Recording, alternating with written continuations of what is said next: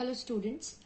Now we are going to study about a purely inductive circuit. So as the circuit is purely inductive, that means there is an inductor and this inductor is connected to an AC source. No other circuit element is present here. Then the circuit is called purely inductive. If the circuit contains only an inductor, no other circuit element is there, then in that case the circuit is called purely inductive. So here we have a purely inductive circuit with an inductor capital L of inductance capital L and an AC source connected to the inductor, and we are considering that the alternating EMF of the source is epsilon, which is equal to epsilon naught sine omega t. So we have a purely inductive circuit in which an inductor of inductance capital L is connected to a source of alternating EMF epsilon is equal to epsilon naught sine omega t. So here we have epsilon is equal to epsilon naught sine omega t, equation number 1. Now an alternating current will flow in the circuit because of this EMF source. इस AC EMF की वजह से there will be an alternating current flowing through the inductor, and inductor is a coil only, and we know the phenomena of self-induction. So because of self-induction, a back EMF is also induced in the coil or in the inductor. Inductor or coil is the same thing. So an alternating current will flow through the inductor, and because of that a back EMF will set up in the circuit in the inductor, and this back EMF is such that it will oppose the applied EMF. Back EMF will oppose the applied EMF. So since alternating current is flowing through the circuit,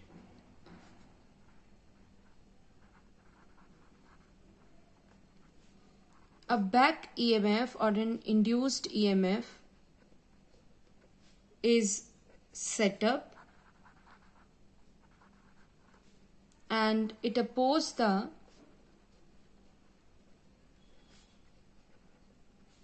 applied EMF, and according to the phenomena of self-induction, this back EMF can be given as back EMF is equal to minus L di over dt. So this is the value for back EMF. The direction of back EMF is such that it opposes the applied EMF. So because of these two, the net instantaneous EMF will be net instantaneous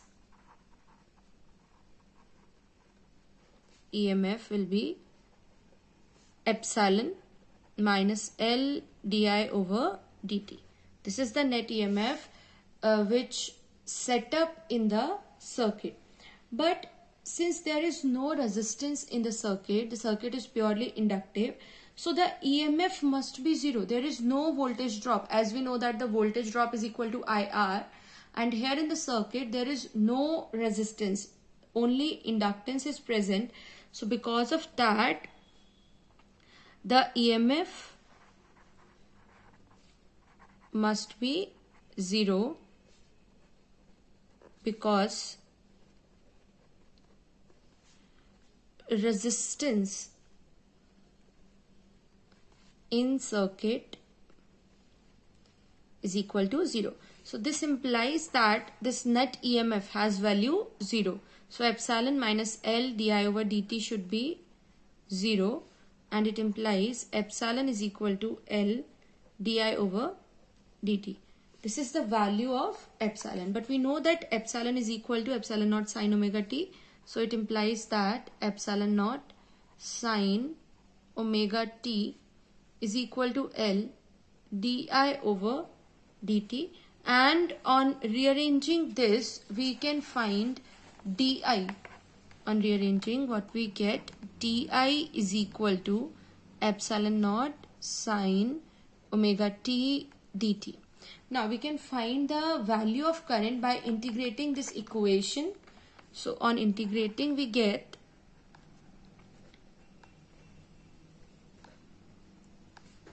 integral of di is equal to integral of epsilon naught sine omega t dt. So integral of di will be the total value of current I is equal to epsilon naught is a constant, it won't be integrated, it remains as it is, and integral of sine omega t is, we have L also here, no? Yes, so it is like this. Sine omega t का integral हो जाएगा cos omega t with negative upon omega plus some constant. This constant is because of the indefinite integral, because we don't know the limits. That's why we have to put constant here. So we get I is equal to minus epsilon naught upon omega L cos omega t plus constant upon L is also a constant, so it will remain some constant. Okay, so this is the equation that we get by solving the integral. Now we can find this constant also. We know that the source or the EMF that we have taken is a sine wave, and for that sine wave average current for time period is equal to 0. Again, average value of cos omega t over time period is also 0. So if we see this equation, if we substitute time period capital T in place of t, means if we find the value of I for small t is equal to capital T, then what we get, 0 is equal to 0 plus constant. This equation becomes 0 is equal to 0 plus constant, which implies this constant is equal to 0. Since the constant is equal to 0, then the equation becomes I is equal to minus epsilon naught omega L cos omega t. This is the equation. So what we have is I is equal to minus epsilon naught upon omega L cos omega t, and this factor epsilon naught upon omega L is I naught. So I is equal to minus I naught cos omega t, where epsilon naught upon omega L is equal to I naught, that is the peak value of the alternating current. Now we can write it as, by using simple trigonometry, it will be minus I naught cos ko we can write sine 90 minus theta, that means sine pi by 2 minus omega t, or I is equal to I naught. If we take this negative sign inside, we get I naught sine omega t minus pi by 2. Now these two relations are because cos theta can be written as sine pi by 2 minus theta, and this one minus sine theta is equal to sine minus theta. So these are the two relations that we are using here to solve the value, and we get I is equal to I naught sine omega t minus pi by 2. This is equation number 2. If we compare it with equation number 1, that was epsilon is equal to epsilon naught sine omega t, what we observe is equation number 1, EMF is a function of sine omega t, while current is a function of sine omega t minus pi by 2. Means on comparing equation 1 and 2, we find that the phase angle of current and EMF are different. Phase angle for epsilon is omega t, and phase angle for current is omega t minus pi by 2. That means these two are different. There is a phase difference phase difference of pi by 2, and this phase difference is such that the current is lagging behind the voltage. Current पीछे है because we are doing minus pi by 2. Current is lagging behind the EMF by 90 degree or by a phase of pi by 2. So we can say that in an inductive circuit, in an inductive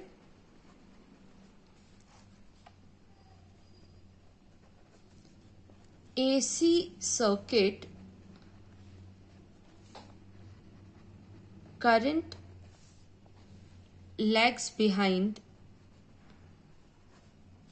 the EMF by 90 degree. Now this is in phase by 90 degree. This means that the voltage attains its maximum a quarter of a cycle earlier than that of current. Okay, so that means if we have this axis like 0, pi by 2, pi, 3 pi by 2 and 2 pi, this is the whole period, and if EMF is its maximum at pi by 2, then current will get its maximum at 0.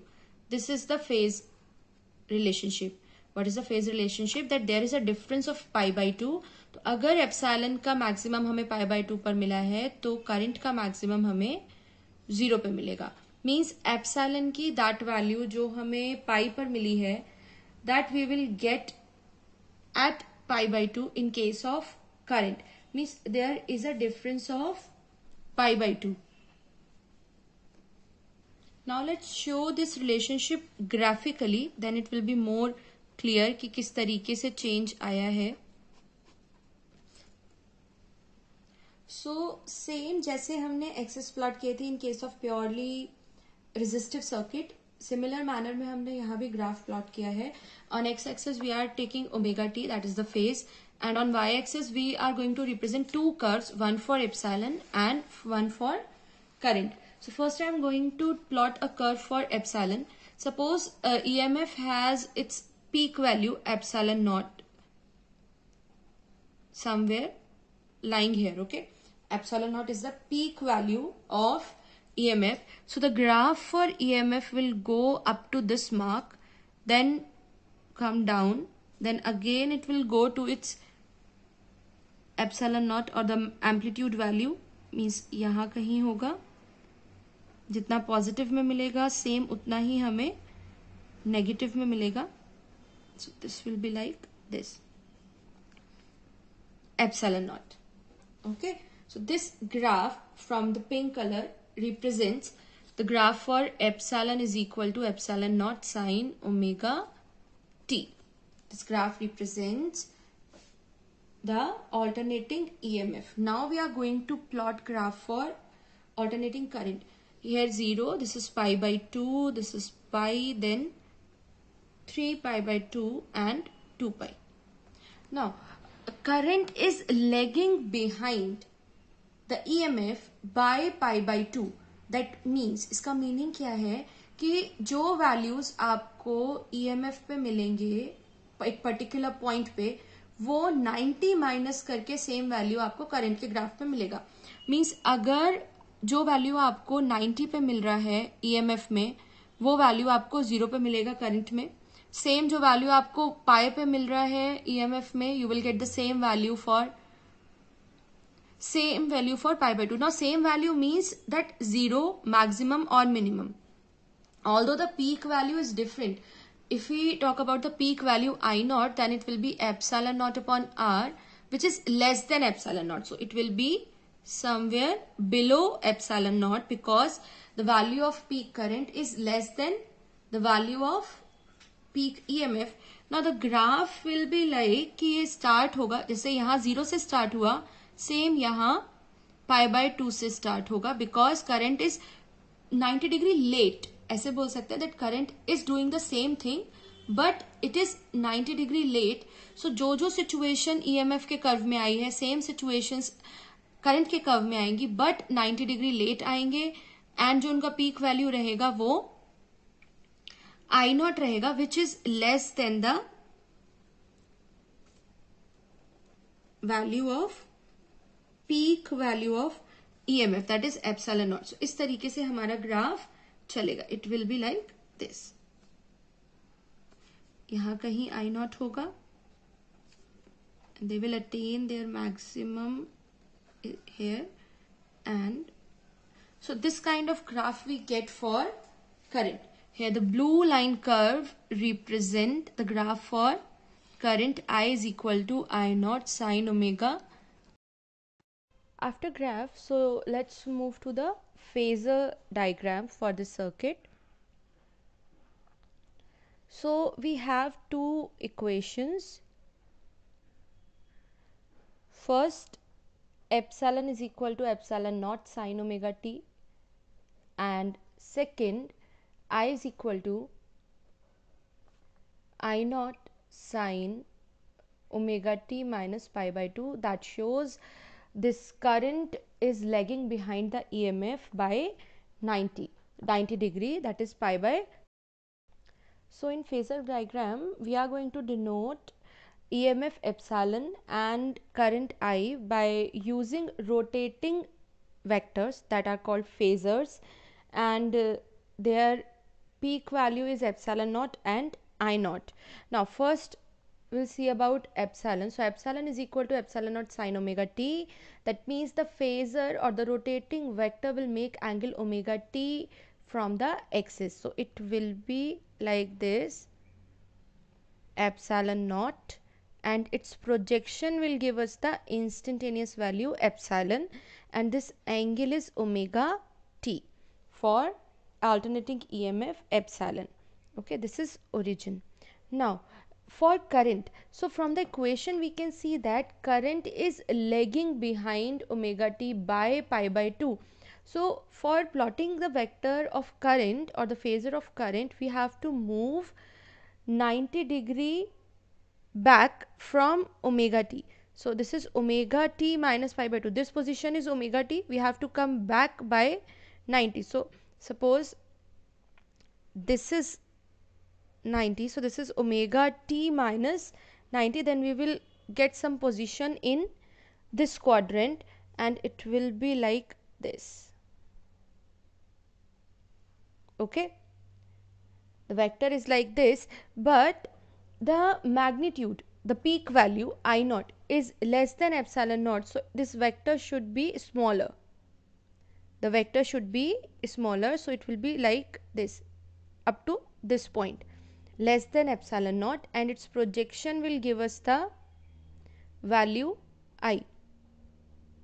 We can make vector in this direction, but we have to keep in mind the magnitude of this vector is less than the magnitude of EMF. So it should be shorter. It can't be longer than the EMF vector. Okay, so this is omega t, this angle is omega t, and this we go 90 degree back from omega t to get omega t minus pi by 2. So this is the phasor diagram for an inductive circuit. This is for a purely inductive circuit. The point we have to keep in mind is that the magnitude for EMF is more in comparison to the magnitude for current. Okay, so this is the graph and phasor diagram for the purely inductive circuit. One more point we have to note is during the mathematical analysis we put I naught is equal to epsilon naught upon omega L. So here omega L, the factor omega L, if we compare it from I naught is equal to epsilon naught upon R, what we get, the work that resistance was doing in purely resistive circuit, the same thing this omega L quantity is doing in purely inductive circuit or in some ohmic relation. So we find that omega L play the same role as the resistance in resistive case. So we say that this omega L is a measure of effective resistance. This is not resistance, but it is effective resistance because it is opposing.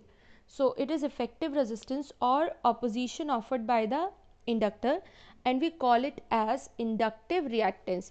So we have to note that inductive reactance is equal to omega L and is defined as a measure of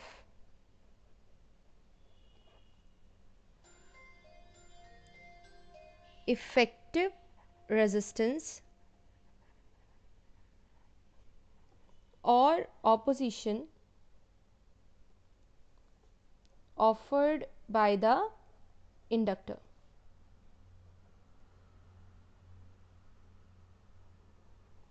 This is the work of omega L.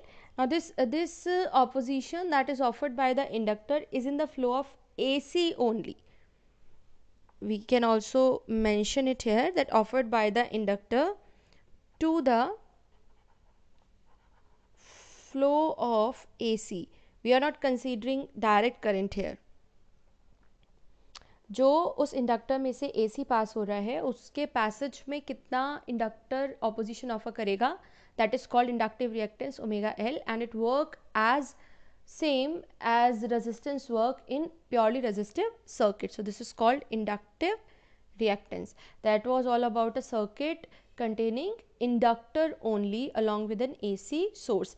Next we will study about the circuit containing capacitor only. Okay, that's all for the video. So for next video, stay tuned and keep studying. Thank you.